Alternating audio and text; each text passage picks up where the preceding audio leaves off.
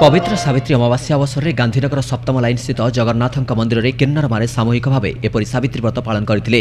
समस्त मंगल कामना सह समस्त सुख और गुरुंक एपरी व्रत पालन करथिबा बहु किन्नर प्रकाश करिसेंती।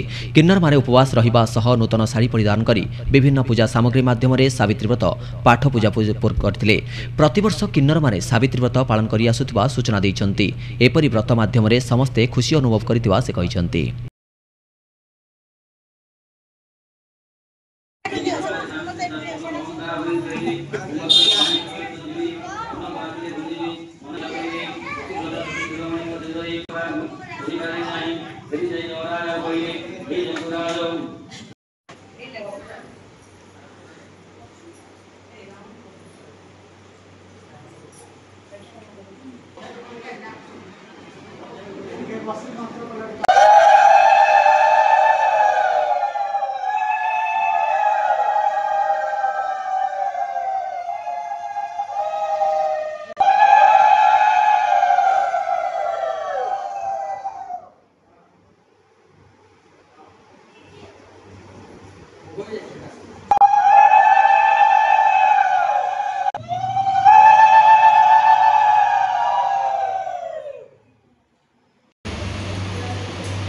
अश्विनी कहते बड़ और भाई बेंगलोर जगन्नाथ मंदिर मुख्य पूजा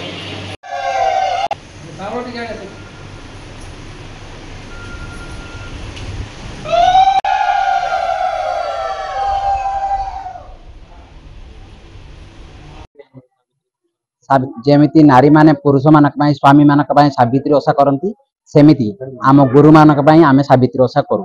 गोटे नारी गोटे पुरुष पई जो व्रत पालन करछि सावित्री व्रत आमे भी किन्नर संगठन मिसी आमे भी आम गुरु पई सावित्री व्रत पालन करछु। आम गुरु होछि हमर भगवान, आम गुरु होछि हमर किछि बापा मां सब किछि आ आमे सब मिसी किन्नर संघ किन्नर माने मिसी आमे आम गुरु पई सावित्री व्रत पालन करछु। अछि जे आम गुरु गुसई माने हमर जेते भी अछंती समस्तंगर मंगल कामना पई हमर जेमति प्रत्येक नारी गोटे स्वामी पई पूजा करंती आमे पूजा करछु आम गुरु रो दीर्घ आयुष पई। एति आमे पूरा सारा ओडिसा वासी ध्यान करछु सारा ओडिसा रो मंगल हो हमर भी मंगल हो आउ हमर किंती जो किन्नर वासी को जो सम्मान मिले।